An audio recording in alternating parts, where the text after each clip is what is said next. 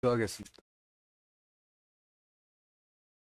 하나님, 오늘 창세기 34장 후반부 하는데 저희 오늘 말씀을 에 있는 진리를 깨닫게 하여 주시고, 그 진리로 인해서 소경들은 눈을 뜨고 귀머거리들은 귀가 열리도록 허락하여 주시옵소서.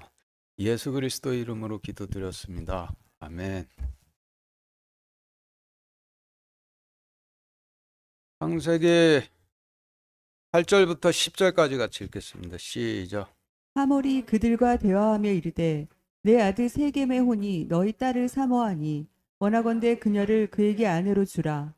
너희가 우리와 함께 결혼하여 너희 딸들을 우리에게 주고 우리 딸들을 너희가 취하며 너희가 우리와 함께 거하되 땅이 너희 앞에 있으리니 너희는 그 안에서 거하고 매매하며 그 안에서 소유를 얻으라 하고. 예.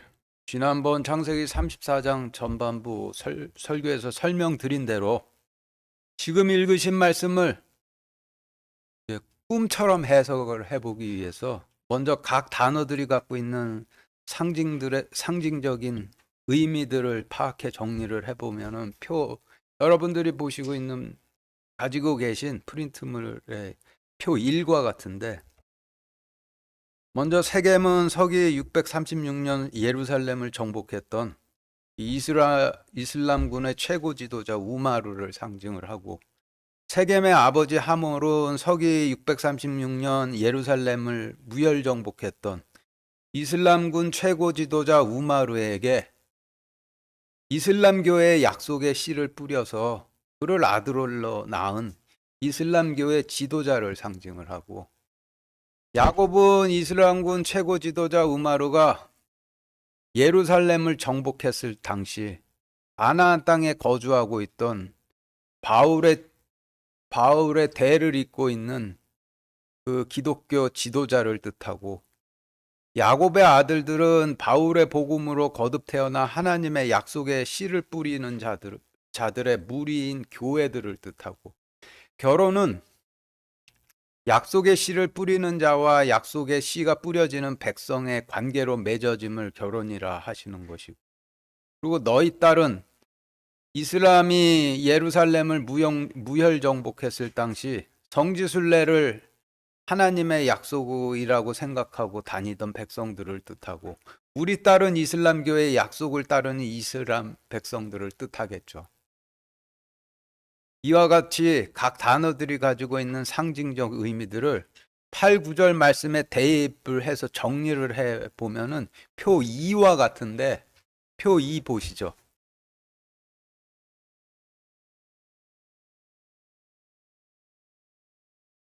먼저 8절부터 설명드리면은, 예루살렘을 무혈 정복했던 이슬람의 최고 지도자 오마르에게 이슬람교의 약속의 씨를 뿌렸던 이슬람 종교 지도자가 기독교 지도자들을 찾아와 대화하며 이르되, 내가 약속의 씨를 뿌려 낳은 이슬람 최고 지도자 오마르의 혼이 성지순례를 다니는 기독교 백성들을 사모하니 원하건대 성지순례 다니는 기독교인들을 이슬람 최고 통치자 오마르의 통치를 받는 백성으로 달라라고 하는 의미가 되죠. 이를 의미적으로 좀 더 매끄럽게 재구성을 해본다라면은, 서기 636년 예루살렘 성을 무혈 정복했던 이슬람군의 최고 지도자 오마르에게 이슬람교의 약속에 씨를 뿌렸던 이슬람교의 최고 종교 지도자가 당시 가나안 땅에 정착해 살고 있던 기독교 지도자들을 찾아 내가 약속의 씨를 뿌려 이슬람 교인으로 낳은 이슬람군의 최고 통치자 오마르가 성지순례를 다니는 기독교 백성들을 사모하니 성지순례자들이 성지순례를 지속하고 가나안 땅에 거주도 할 수 있도록 나서서 권장을 해달라 라고 요청을 하게 될 것을 계시하신 말씀이 되는 거예요. 이어서 9절 말씀도 각 단어들이 갖고 있는 상징적 의미를 넣어서 정리를 해보면, 표 2와 같이, 표 2의 아랫부분과 같이 너희가 우리와 함께 결혼하여 너희 성지순례 다니는 기독교인 백성은 우리 백성에게로 주고 이슬람을 따르는 우리 백성들은 너희 백성들로 취하라 라는 뜻이 되는데, 좀 더 의미적으로 매끄럽게 정리를 해보면은 서기 636년 이슬람이 예루살렘을 무혈 정복한 후 이슬람 최고 종교 지도자가 기독교 지도자들을 찾아와 기독교와 이슬람교 간에 종교의 벽을 허물어 너희 백성 중에 이슬람교인 삼고 싶은 자들은 이슬람교인 삼고 우리 백성 중에 기독교인 삼고 싶은 자들은 우리가 기독교인 삼으며 이슬람과 기독교 간의 종교의 자유를 갖도록 하자라고 제안을 하게 될 것을 2300년 전에 계시한 말씀이 되는 거예요. 서기 636년 예루살렘에 포위되어 있던 동로마군과 기독교인들이 항복을 했을 때 이슬람군의 최고 지도자 우마르가 혼자 적진인 예루살렘 성으로 항복받으러 들어갔다라고 하는데, 굉장히 무모한 행동이죠. 군의 최고 지도자가 단신으로 적진인 예루살렘 성으로 들어갔다가 인질로 붙잡히기라도 한다라면 이슬람군 전체가 위험에 빠질 수도 있는데, 그런데도 항복받겠다고 혼자 적진인 예루살렘 성 안으로 느긋하게 들어갔다라면 기독교인들만큼은 믿어도 된다라고 자신하고 있었다라는 뜻이 되는 것이죠.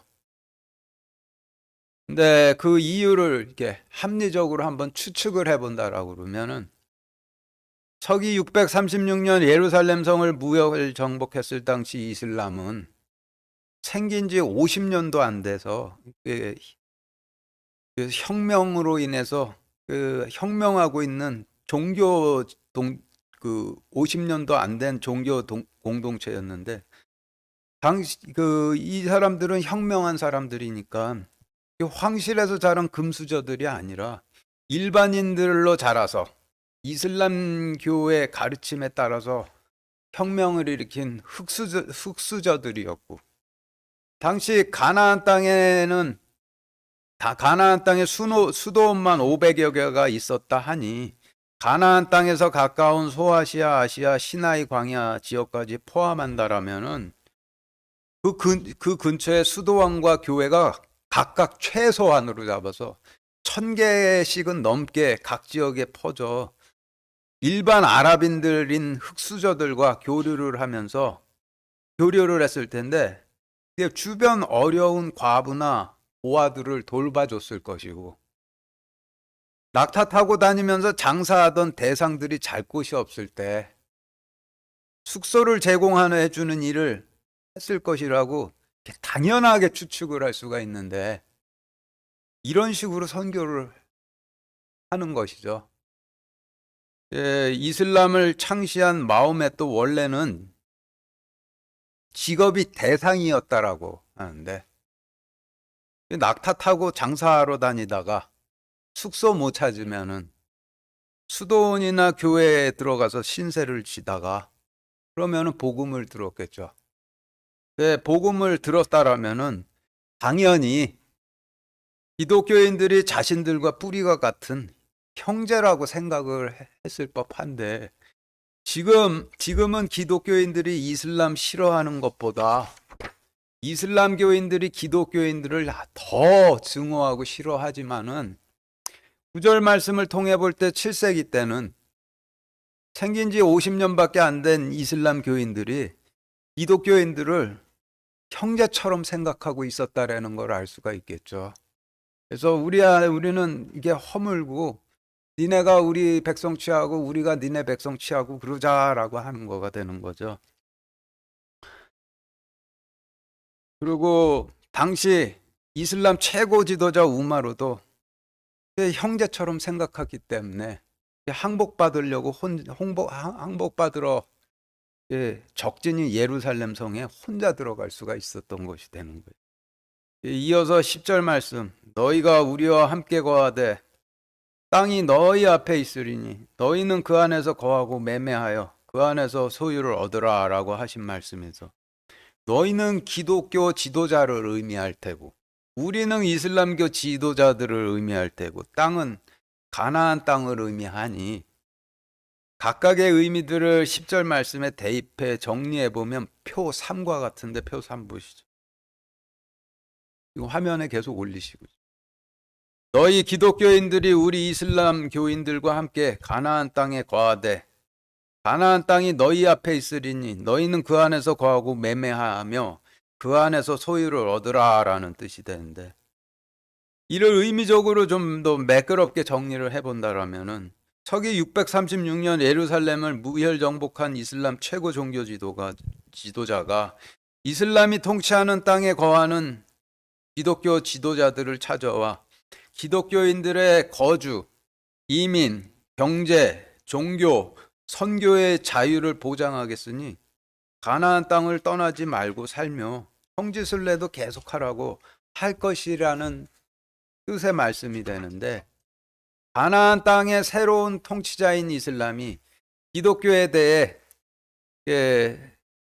2300년 후에 가나안 땅의 새로운 통치자인 이슬람이 기독교에 대해 거주, 이민, 경제, 종교에 대한 개방 정책을 펴게 될 것을 이렇게 계시해 놓으신 말씀이 되는 거예요. 11절, 12절 같이 읽겠습니다. 시작. 세겜도 그녀의 아버지와 오라비들에게 이르되 내가 너희 눈에 은혜를 입게 하라. 너희가 내게 말하는 것을 내가 주리니 그 소년만 내게 아내로 달라. 아무리 많은 지창금과 선물을 내게 요구할지라도 너희가 내게 말하는 대로 내가 주리라 하매. 지금 읽으신 말씀에서 세겜은 서기 636년 예루살렘을 정복했던 이슬람군의 최고 지도자 우마르를 상징하고, 그녀는 당시 성지순례를 다니던 기독교 백성들을 상징하고, 아버지는 7세기 때 바울의 대를 잇고 있던 교회 시대의 대제사장을 뜻하고, 오라비들은 바울의 복음으로 거듭 태어나 하나님 약속의 씨를 뿌리던 그 교회들을 뜻하니 11, 12절 말씀의 각 단어에 지금 설명드린 상징적 의미들을 넣어 정리를 해보면 표 4와 같아요. 표 4 보시죠. 11절부터 먼저 설명을 드리려면은 11절 말씀은 예루살렘을 정복한 이슬람군의 최고 지도자 우마르도 성지순례를 다니는 백성을 낳은 바울의 대를 잇고 있던 교회 시대의 지도자와, 그리고 바울의 복음을 듣고 거듭 태어나 약속의 씨를 뿌리던 교회를 찾아와 이르되 내가 너희 눈에 은혜를 입게 하라. 너희가 내게 요구하는 바를 들어주리니 라는 뜻이 되고, 이어서 12절 말씀은 성지순례 다니는 백성들만은 나의 씨를 뿌리는 백성으로 삼을 수 있도록 하라.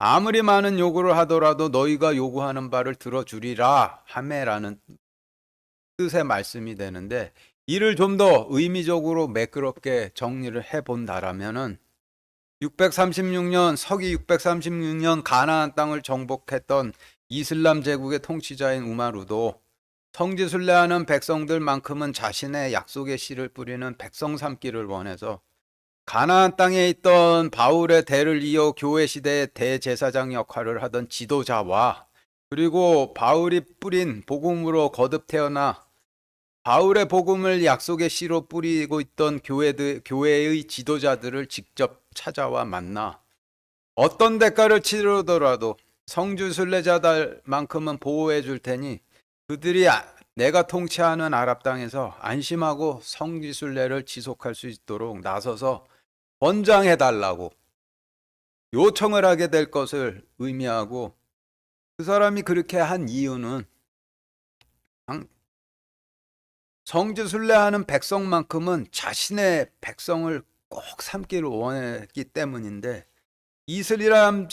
당시 이슬람 지도의 이런 성향으로 인해서 7세기부터 지금까지 이슬람교의 백성들은 반드시 자신들의 성지인 메카를 순례하는 백성들이 되었다라고 볼 수가 있는 것이죠. 13절부터 19절까지 같이 읽겠습니다. 시작. 야곱의 아들들이 세겜과 그의 아버지 하몰에게 속임수로 응답하며 말하였으니 이는 그가 자기들의 누이 디나를 더럽혔기 때문이더라. 그들이 저들에게 이르되 우리는 이 일을 할 수 없노라. 할례받지 않은 사람에게 우리의 누이를 줄 수 없나니 그것은 우리에게 수치거리니라. 그러나 이 점에서 우리가 너희에게 동의하리라. 즉 너희 중에 모든 남자가 할례를 받고 너희가 우리같이 되면 우리가 우리 딸들을 너희에게 주며 너희 딸들을 우리에게로 취하고 너희와 함께 거하여 우리가 한 백성이 되려니와 너희가 만일 우리 말을 듣지 아니하고 할례를 받지 아니하면 우리는 우리 딸을 데리고 가리라 하니라. 하몰과 하몰의 아들 세겜이 그들의 말을 기쁘게 여기니라. 예, 지금 읽으신 말씀에서 나오는 단어들의 상징적 의미를 좀 정리해 보면 야곱은 바울을 상징하고 성경에서 아들은 아내를 취해 씨를 뿌려서 아들을 낳듯 백성들을 취해서 하나님의 약속에 씨를 뿌려서 새로운 영혼으로 낳는 자들을 아들이라고 하시는 것이니 야곱의 아들이라고 한다면은 바울의 복음으로 태어나서 바울의 복음을 약속의 씨로 뿌리는 자들을 뜻하게 되겠죠.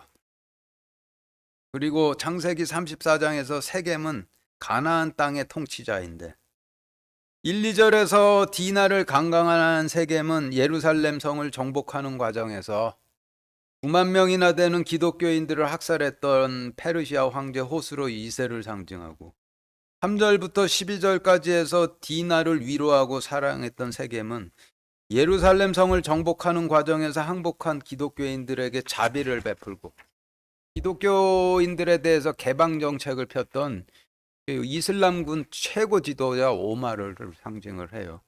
그래서 지금 설명드린 의미들을 13절 말씀에 대입해 정리를 해보면은 표 5와 같은데 표 5 보시죠. 예, 설명드리면은 바울의 복음으로 거듭 태어나서 바울의 복음의 바울의 복음을 약속의 씨로 뿌리던 교회들이 이슬람군의 최고 지도 통치자 우마르에게 이슬람교의 씨를 뿌려서 그를 이슬람 교인으로 낳은 종교 지도자에게 속임수로 응답하며 말하였으니 이는 가나안 땅의 통치자가 자기들의 성지순례 다니는 백성들을 강간해하였기 때문이더라 라는 뜻의 말씀이 되는데 창세기 때는 디나를 강간했던 세겜이나 디나를 사랑해서 위로했던 세겜이나 이게 같은 사람이지만은 창세기 말씀에서 그 세겜이 상징을 하는 사람은 그로부터 2300년 후에 등장하게 될 사람을 상징을 하는데 디나를 상징했던 세겜이 상징하는 사람과 디나를 사랑해서 위로한 세겜이 상징하는 사람이 달라요. 표 6 보시죠. 창세기 말씀에서 세겜은 역대 모든 가나안 땅의 통치자들을 상징을 하는데 역대 모든 가나안 땅의 통치자들 중 디나를 강간했던 세겜은 9만 명이나 되는 기독교인들을 학살했던 페르시아 황제 호스로 2세를 상징하고 디나를 사랑해 아내 삼고자 했던 세겜은 기독교인들에게 자비를 베풀었던 이슬람 최고 지도자 오마르를 상징을 해요. 그래서 13절 말씀에서 자신들의 누이를 더럽혔던 세겜은 기독교인들에게 자비를 베풀었던 이슬람군의 최고 지도자 오마르가 아니라 9만 명이나 되는 기독교인을 학살했던 페르시아 황제 호스로 2세를 상징하게 되는 거예요. 그래서 지금 드린 설명을 바탕으로 13절 말씀을 의미적으로 좀 더 매끄럽게 정리를 해보면은 13절 말씀의 의미는 서기 636년 가나안 땅을 정복했던 이슬람 제국의 최고 지도자가 성지 순례를 다니는 백성들을 자기 백성 삼기를 원해서 가나안 땅에 수도원과 교회를 세우고 정착해 있던 기독교자들을 직접 만나 내가 어떤 대가를 지불하더라도 성지 순례자들의 안전을 보장해 주겠으니 기독교인들이 안심하고 계속 성지순례를 다니고 이 땅에 정착할 수 있도록 나서줄 것을 요청하며 경제 개방 기독교인들에 대한 개방 정책을 폈지만은 당시 기독교 지도자들은 이미 전 아랍인들로부터 마음이 완전히 돌아서 있었기 때문에 전 아랍인들을 선교의 대상이 아니라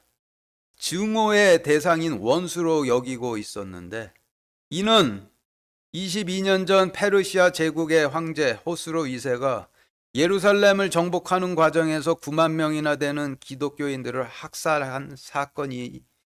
학살했던 사건 때문이었더라라고 하는 그런 의미의 말씀이 되는 거예요.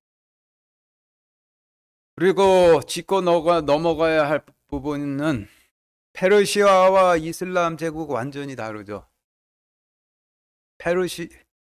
한국과 일본 다르시듯이 다르고 독일과 핀란드 다르듯이 다른데, 기독교인들을 9만 명씩이나 죽이기는 페르시아 제국이 죽였는데, 원하는 기독교인들에게 큰 자비를 베풀고 대대적인 개방 정책을 폈던 이슬람인들에 대해 갖게 될 것이라는 뜻이 되는 거예요.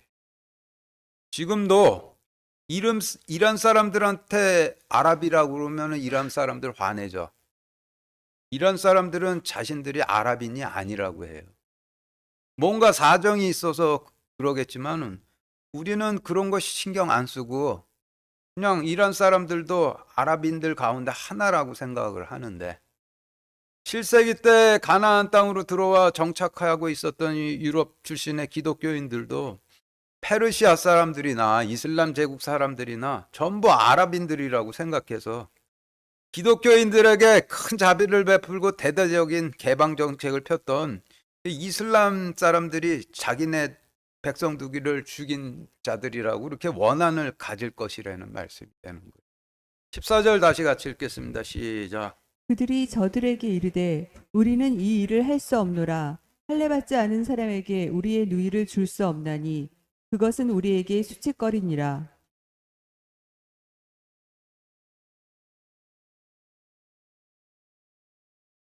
할례의 진정한 의미는 약속의 씨를 뿌려 새로운 영으로 낳지 못하는 입에서 세상 말을 잘라내 심을 할례라 하시죠. 그리고 말을 잘라낸다라는 뜻은 자기가 가지고 있는 사고방식을 전부 부정하고 하나님 앞에서 자신을 낮춘다라는 뜻이 되는 거예요. 이런 할례가 교회 시도로 와서는 세례나 침례라고 하시는데, 이게 육신적으로 볼 때는 다르지만은 영적으로 볼 때는 할례나 침례나 이게 똑같은 거예요. 자기가 가지고 있는 사고방식 전부 부정하고 하나님 앞에서 낮추는 것을 의미를 하는 거예요. 그래서 14절 말씀에 할례 대신 자신을 부정하고 낮추는 침례를 넣어서 정리를 해보면 표 7과 같은데, 표 7 보시죠. 설명드리면은 바울의 복음으로 거듭 태어나 바울의 복음을 약속의 씨로 뿌리던 교회들이 이슬람 지도자들에게 이르되 우리는 이 일을 할 수 없느라. 하나님 앞에서 자신을 부정하며 낮추는 침례를 받지 않은 사람들에게 우리의 성지순례 다니는 백성들을 줄 수 없나니 그것은 우리에게 수치거리니라 라는 뜻의 말씀이 되는데, 이를 좀 더 의미적으로 매끄럽게 정리를 해보면은 예루살렘을 정복했던 이슬람 통치자가 성지순례 다니는 백성들은 자신의 백성 삼고자 바울의 복음으로 거듭 태어나 복음을 약속의 씨로 뿌리는 교회 지도자를 찾아봤을 때 하나님 앞에서 자신을 부정하며 자신을 낮추는 침례를 받지 않은 자들에게, 침례되어지지 않은 자들에게 성지순례 다니는 우리 백성들을 줄 수 없나니 우리 성지순례 다니는 백성들을 주면은 그것은 우리에게 수치거리니라 라고 하게 될 것을 나타내시는 말씀이 되는 거예요. 2300년 후에 바울의 후손들이 대언하게 될 말씀이 기록이 되어 있는 것이죠. 15절부터 17절까지 다시 같이 읽겠습니다. 시작. 그러나 이 점에서 우리가 너희에게 동의하리라. 즉 너희 중에 모든 남자가 할례를 받고 너희가 우리같이 되면 우리가 우리 딸들을 너희에게 주며 너희 딸들을 우리에게로 취하고 너희와 함께 거하여 우리가 한 백성이 되려니와 너희가 만일 우리 말을 듣지 아니하고 할례를 받지 아니하면 우리는 우리 딸을 데리고 가리라 하니라. 지금 읽으신 말씀에서 우리, 너희, 남자, 할례, 우리 딸, 너희 딸의 지금까지 설명드렸던 상징적 의미를 대입해 정리해 보면은 표 8과 같은데 표 8 보시죠. 15절부터 설명드리면은 15절 말씀은 그러나 이 점에서 우리 기독교인들이 너희 이슬람 교인들에게 동의하리라. 즉 너희 이슬람 교인들 중에 이슬람교에 씨를 뿌리는 자들이 하나님 앞에서 자신을 낮추는 침례를 받아 너희 이슬람 교인도 우리 기독교인들 같이 된다라면 이라는 의미가 되고, 이어지는 16절 말씀은 우리 기독교인들이 우리의 성지순례 다니는 백성들을 너희 이슬람교 지도자들에게 주고 너희 이슬람교 백성들을 우리 기독교인들이 취하며 너희 이슬람 교인들과 가나안 땅에 함께 거하여 우리가 한 백성 되려니와 라는 의미가 되고, 이어지는 17절 말씀은 너희가 만일 우리 말을 듣지 아니하고 하나님 앞에서 낮추는 침례가 되어지지 않으면은 우리 기독교인들은 우리의 성지순례 다니는 기독교 백성들을 데리고 가나안 땅으로부터 떠나리라 라는 의미가 되는 거예요. 15절, 그래서 15절부터 17절까지의 설명을 이어서 정리를 해보면은 서기 636년 예루살렘을 무혈정복했던 이슬람군의 최고 지도자 우마르가 7세기 초 성지순례 다니는 이 기독교인 백성들을 자신의 백성 삼고자 해서 가나안 땅에 거하던 기독교 지도자들을 찾아왔을 때 기독교 지도자들이 생긴 지 50년밖에 안 된 그 이슬람교의 지도자들에게 당신네 이슬람 교인들도 우리처럼 하나님의 앞에서 자신을 낮추는 침례가 되면은 우리가 같은 땅에 거하는 한 백성이 되려니와 당신들이 우리 말을 듣지 아니하여 하나님 앞에서 자신을 낮추는 침례가 되지 아니하면은 우리 기독교인들은 우리 성지순례 다니는 기독교 백성들을 전부 데리고 가나안 땅으로부터 영원히 떠나겠습니다 라고 말하게 될 것인데, 그렇지만은 22년 전 페르시아 황제 호스로 2세에 의해서 9만 명이나 되는 기독교인들이 학살당했을 때 기독교인들의 마음은 아랍인들로부터 이미 완전히 돌아서서 복음을 전하기 위해서 하나님 앞에서 낮추라 권하지 않고 거짓으로 침례의 말을 전하게 될 것이라 라는 뜻의 말씀이 되는 거예요. 19절 다시 같이 읽겠습니다. 시작. 그 청년이 야곱의 딸을 기뻐하였으므로 그 일을 행하기를 지체하지 아니하였더라. 그는 자기 아버지의 온 집보다 더 존귀한 자였더라. 지금 읽으신 말씀은 창세기 때로부터 2300년 후인 7세기에 가나안 땅을 정복한 이슬람 지도자 오마르가 기독교인들이 이슬람교인들도 하나님 앞에서 스스로 낮추는 침례를 받으라라는 제안을 기쁘게 받아들일 것인데, 그 이유는 그의 인성이 매우 존귀하기 때문이라는 설명이 되죠. 서양 사람들이 아랍인들 다 대부분 아주 극도로 싫어하지만은 바빌론까지 포로로 끌려갔던 유대 백성들을 가나안 땅으로 돌려보내줬던 페르시아의 고레스 왕과 십자군 전쟁 때 노예 상인들에게 팔렸던 그 소년 십자군을 자기 돈을 주고 사서 그들의 부모의 품으로 돌려보내줬던 살라딘 왕만큼은 존경을 하는데, 이 사람 둘 다 이집트와 전 아랍을 정복했던 위대한 정복자들이면서도 현명하고 관대한 지도자들이었기 때문에 그런 이유로 서양 사람들로부터도 존경을 받고 있는 거예요. 그런데 역사를 좀 자세히 살펴보면은 636년 예루살렘을 무혈 정복했던 이슬람군의 최고 지도자 우마르는 정복자로서는 전 아랍뿐만 아니라 동쪽으로는 인도, 서쪽으로는 이집트를 넘어서 북아프리카까지 정복을 했던 아랍 전 역사에서 그 어떤 왕보다도 더 넓은 땅을 정복했던 가장 위대한 정복자였고, 지도자로서는 기독교인들에게 가장 큰 자비를 베풀었던 지도자였었고, 그 마지막에 자신의 최고 지도자 자리도 자신의 자식들이 아니라 백성들을 가장 잘 이끌 만한 자신의 부하에게 넘겨준, 그 부하에게 자신의 자리를 넘겨줬던 지도자였는데, 그의 이와 같은 면을 하나님께서 19절 말씀을 통해서 그의 집안에서 가장 존귀한 자라라고 하신 것이 되는 거죠. 20절부터 24절까지 같이 읽겠습니다. 시작. 하몰과 그의 아들 세겜이 자기들의 도시의 문에 이르러 자기들의 도시 사람들과 대화하며 이르되 이 사람들이 우리와 화목할 수 있으니 그러므로 그들이 이 땅에서 거주하며 그 안에서 헤매게 하자. 보라, 이 땅이 그들에게 충분히 넓도다. 우리가 그들의 딸들을 아내로 취하고 우리의 딸들을 그들에게 주자. 그러나 우리 가운데서 모든 남자는 그들이 할례를 받은 것 같이 할례를 받아야만 그 사람들이 우리에게 동의하여 우리와 함께 거하며 한 백성이 되리라. 그들의 가축과 재산과 그들의 모든 짐승이 우리 것이 되지 아니하겠느냐. 다만 우리가 그들에게 동의하자. 그리하면 그들이 우리와 함께 거하리라 하니라.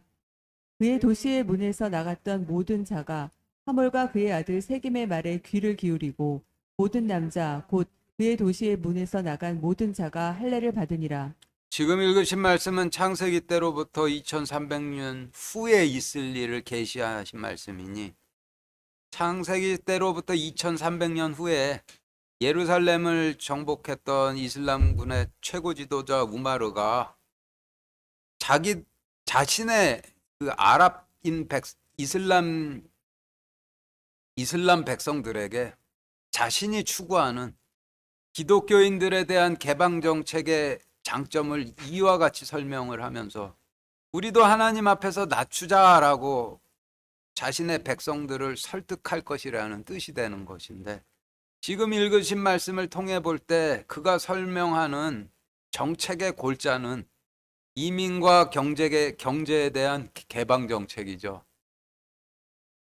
미국이 다양한 이민자들을 받아들여서 대표적으로 성공을 했듯이 7세기 초 예루살렘을 정복했던 이슬람의 최고 지도자 우마르도 세계 각국의 기독교인들에 대해 이민과 경제 정책을 폈을 때 그것이 이슬람 제국의 이득이 될 것이라고 굳게 믿고 그 자신의 백성들에게 그 자신이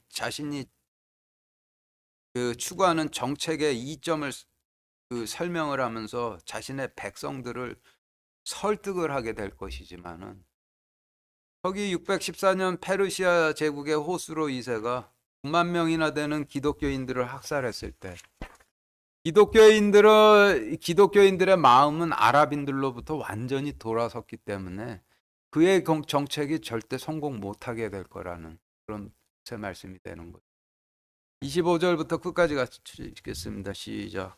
셋째 날 그들이 고통 중에 있을 때 야곱의 아들들 중에 두 아들 곧 디나의 오라비 시므온과 레위가 각각 자기 칼을 가지고 담대하게 그 도시를 습격하여 모든 남자를 죽이고 칼날로 하몰과 그의 아들 세겜을 죽이며 디나를 세겜의 집에서 데리고 밖으로 나왔더라. 야곱의 아들들이 죽임당한 자들에게로 가서 그 도시를 노략하였으니 이는 그들이 자기들의 누이를 더럽혔기 때문이더라. 그들이 그들의 양과 소와 나귀들과 그 도시 안에 있던 것과 들에 있던 것과 그들의 모든 재물을 빼앗으며 그들의 어린 것들과 아내들을 포로로 사로잡고 심지어 집안에 있던 모든 것을 노략하매 야곱이 시므온과 레위에게 이르되 너희가 나를 괴롭게 하여 나로 하여금 이 땅의 거주민들 가운데서 곧 가나안 족속과 브리스 족속 가운데서 악취를 내게 하였도다. 나는 수가 적은즉 그들이 나를 치려고 함께 모여 나를 죽이리니 그리하면 나와 네 집이 멸망하리라 하매 그들이 이르되 그가 창녀를 대하듯 우리의 누이를 대하여야 하리이까 하더라. 예, 지금 읽으신 말씀은 가나안 땅의 통치자와 그의 백성들이 야곱의 아들들의 제안에 따라 할례를 하고 고통 중에 있을 때 시므온과 레이가 들어가서 전부 죽이고 다 쓸어버렸다라는 말씀입니다. 여기서 시므온과 레이는 야곱의 아들로서 야곱은 바울을 상징하니까 시므온과 레이는 바울의 복음으로 거듭 태어나 약속의 씨를 뿌리고 있던 교회들을 상징하겠죠. 야곱은 바울을 뜻하고 바울의 아들 중 르우벤은 바울이 갈라디아서로 낳은 갈라디아 교회를 상징하고 시므온은 바울이 에베소서로 낳은 에베소 교회를 상징하고 레이는 바울이 빌립보서로 낳은 빌립보 교회를 상징하고 유다는 바울이 골로새서로 낳은 골로새 교회를 상징하니 시므온과 레이는 바울이 보낸 서신서인 에베소서와 빌립보서로 거듭 태어나 약속의 씨를 뿌리는 모든 교회를 상징하시는 것이고 세겜은 가나안 땅의 통치자를 상징하고 하몰은 가나안 땅의 통치자에게 이슬람교의 약속의 씨를 뿌리던 지도자를 뜻하고 창세기 34장 말씀은 7세기 이후에 가나안 땅에서 발생하게 될 역사를 계시하신 말씀이니 가나안 땅의 통치자 백성과 가나안 땅의 통치자와 그의 백성들이 야곱의 아들들의 제안에 따라 할례를 받고 고통 중에 있을 때 시므온과 레이가 들어가 전부 학살하고 노력했다라는 말씀은 가나안 땅의 통치자와 이슬람교 백성들이 형제처럼 여기는 기독교 교회의 제안에 따라서 고통스럽게 하나님 앞에서 스스로를 부정하며 낮추고 있을 때 기독교 교회가 군을 이끌고 예루살렘으로 들어가서 이슬람교인들을 전부 학살하고 전부 쓸어버렸다라는 의미가 되는데 역사적으로 7세기 이후에 기독교인들이 군대를 이끌고 가나안 땅으로 쳐들어가서 자신을 하나님 앞에서 고통스럽게 낮추려 하고 있던 이슬람인들을 대대적으로 학살하고 멸했던 사건을 찾아본다라면은 십자군 전쟁밖에 없죠. 그래서 25절부터 31절까지의 말씀은 1099년 기독교인들이 가나안 땅으로 쳐들어가서 고통 중에 하나님 앞에서 자신들을 낮추려 하던 이슬람교인들을 전부 다 학살하고 그들의 재산을 노력했던 그 십자군 전쟁을 하시는 말씀이 되는 거예요. 그래서 다시 정리를 해본다라면 시므온과 레이는 바울이 보낸 서신서인 에베소서와 빌립보서로 거듭 태어나 이를 약속의 씨로 뿌리는 교회들을 뜻하는데 증오로 인해 바울이 전했던 복음 대신 전쟁과 폭력을 약속의 씨로 이제 뿌리게 된 교회들을 상징하게 되는 것이죠. 세겜은 십자군 전쟁이 발발했던 1099년 당시 가나안 땅을 통치하던 그 당시의 통치자를 상징을 하는 거고 하물 역시 11세기 말 가나안 땅의 통치자에게 약속의 씨를 뿌리던 이슬람 교회 지도자를 상징하고 그리고 그 도시라 하시면 예루살렘을 상징을 하겠죠. 각 단어들이 상징하는 이 의미를 25절부터 27절까지의 말씀에 대입해 정리를 해보면은 표 9와 같은데 표 9 보시죠. 25절부터 설명을 드리면은 고통의 마지막 날인 셋째 날 이슬람교 백성들이 고통 중에 있을 때 바울의 서신서로 거듭 태어난 교회들 중 두 교회 곧 성지순례 다니는 백성과 같은 약속의 씨인 에베소서와 빌립보서로 거듭 태어난 교회가 각자 자기 칼을 가지고 담대하게 예루살렘을 습격하여 모든 남자를 죽이고 칼날로 십자군 전쟁이 일어났던 당시 가나안 땅의 통치자와 가나안 땅 통치자에게 이슬람교의 약속에 씨를 뿌리던 지도자를 죽이며 성지순례 다니던 자신들의 백성들을 가나안 땅에서 데리고 밖으로 나왔더라. 바울의 복음으로 거듭 태어났던 교회들이 죽임을 당한 이슬람 교인들에게로 가서 예루살렘을 노략해야 하였으니 이는 아랍인들이 자신들의 성지순례 다니던 백성들을 전에 학살하였기 때문이었더라 하는 말씀이 되는데, 십자군 전쟁이 이와 같을 것이라는 그런 말씀이 되는 것이죠. 30절 다시 같이 읽겠습니다. 시작. 야곱이 시므온과 레위에게 이르되 너희가 나를 괴롭게 하여 나로 하여금 이 땅의 거주민들 가운데서 곧 가나안 족속과 브리스 족속 가운데서 악취를 내게 하였도다. 나는 수가 적은즉 그들이 나를 치려고 함께 모여 나를 죽이리니 그리하면 나와 내 집이 멸망하리라 하매.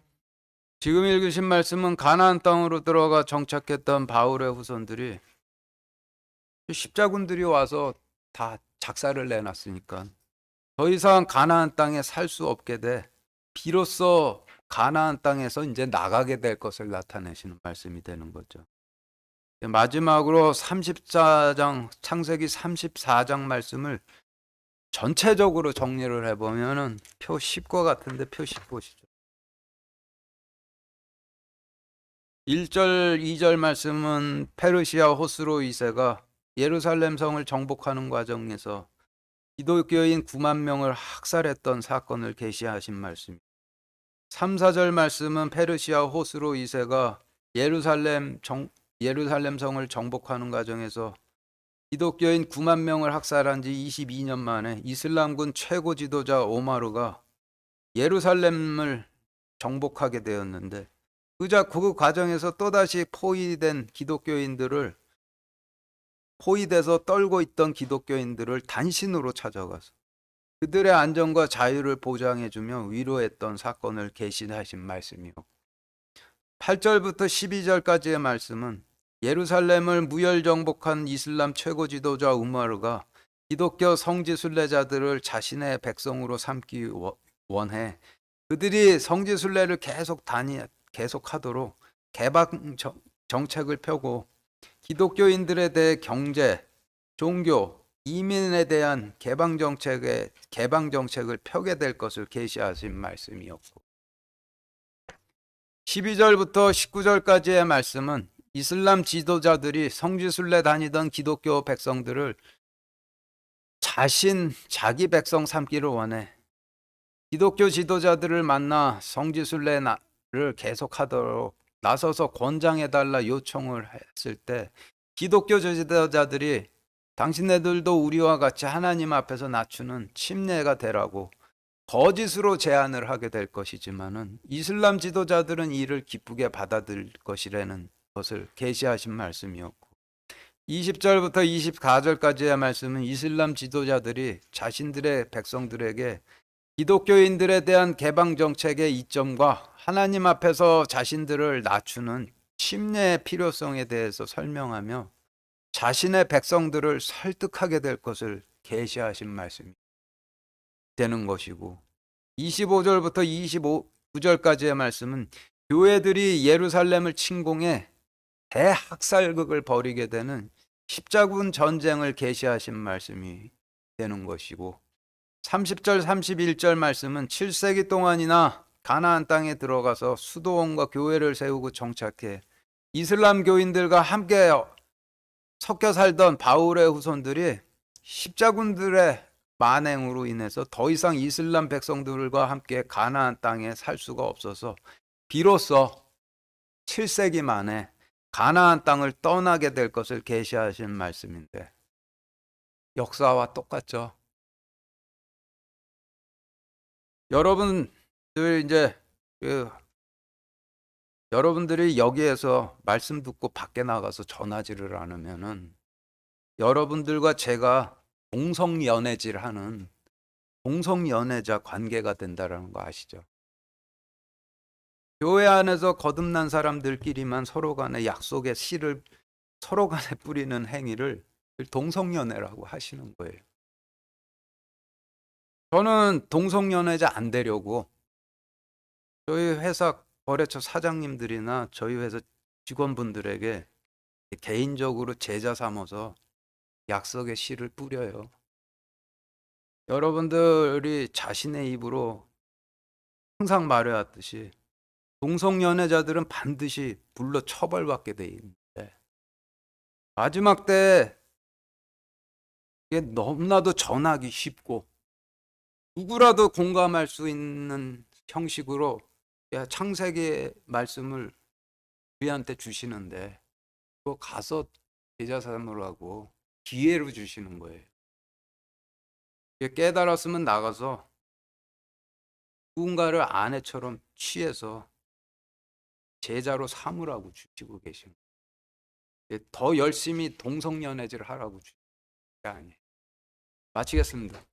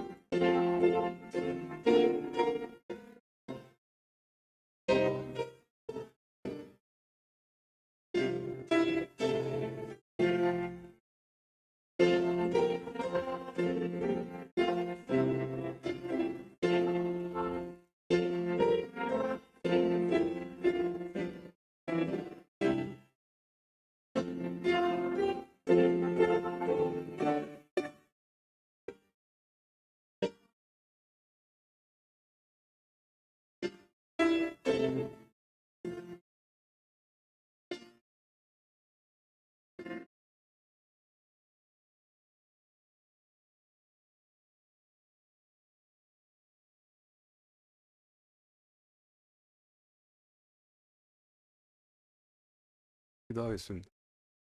하나님, 오늘 저희가 어디에서 듣지도 보지도 못한 그 창세기 말씀의 비밀을 저희에게 알려주시면 감사드립니다. 저희가 이 말씀으로 깨끗해져서 입이 열렸으면은 하나님께서 가라 하시는 명령에 따라서 이방인들에게 갈 수 있도록 허락하여 주시옵소서. 두려워서 그 요단강에서 들어가라 하셨을 때 그 두려워서 들어가지 않았던 그 백성들 기억하면서 갈 수 있도록 허락하여 주시옵소서. 예수 그리스도 이름으로 기도드렸습니다. 아멘.